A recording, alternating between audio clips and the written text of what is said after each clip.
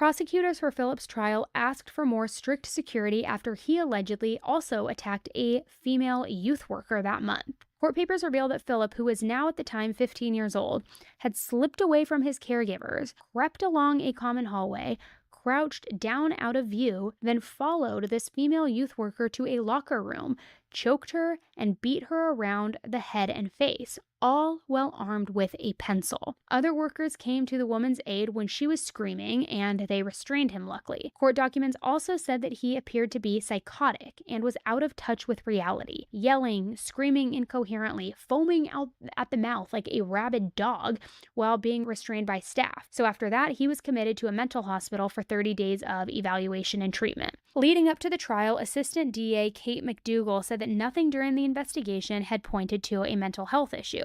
But Philip's lawyer, Denise Reagan, said that she would raise the issue of mental competency if and when she felt it was appropriate. And Philip's trial was absolutely batshit crazy, and it revealed even more disturbing details, as if that's even physically possible at this point. Literally before it could even begin, in day 3 of jury selection, after a brief recess, Philip's attorney returned to court without Philip. Where was Philip? One of the clinicians on duty told the judge that Philip was refusing to come back and was on the floor banging his head, saying it's not safe to go in with him at the moment.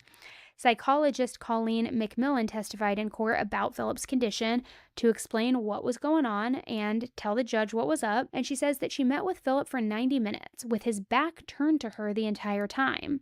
She said that Philip says that he doesn't want a trial and hoped that someone would come in with a gun and shoot him.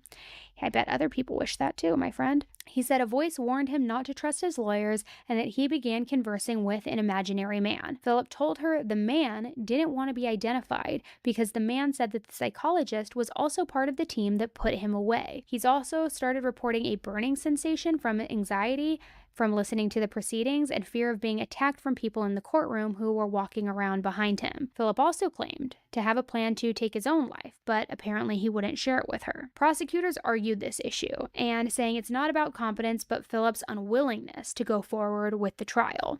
So the next day, attorneys came back once again to meet and discuss the situation. The prosecutor said, "This absolutely is a matter of will and not competency. This defendant is holding every single party hostage and manipulating all of us. Everything that has happened in the last 24 hours is not real, it's fake." She argued that the state has conducted a very thorough evaluation on Philip and filed a 96-page report saying that doctors have studied him and declared him manipulative.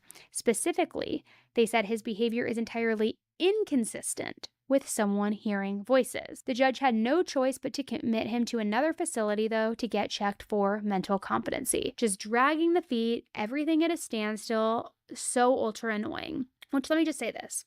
Number one, it's funny that he wasn't this anxious and this nervous when he attacked Colleen in the bathroom and then went to a movie after he killed her and ate a cheeseburger at Wendy's using her credit card. Also, he was able to stalk and attack a staff member at whatever facility that was that he was at when that happened. But now that he's being confronted with his actions, he's too scared to face the music. He's banging his head on the floor. He's hearing voices.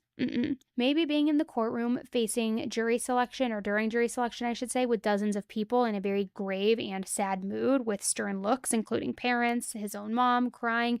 Maybe that started to be a little bit of a reality check in his sick mind, and maybe that's why he was having a psychotic break, but I think more along the lines of this was all an act. So as maddening and as frustrating as this delay was to Colleen's family and the prosecution as well, it was better than giving the defense grounds for appeal. So they said, okay, let him go get checked out for mental competency. This is super annoying. It's holding everything up, but we don't want you to come back later and appeal everything and say that he should have been checked for mental competency. So after a nearly 3-week evaluation at a recovery center, Philip was found competent to stand trial and jury selection resumed.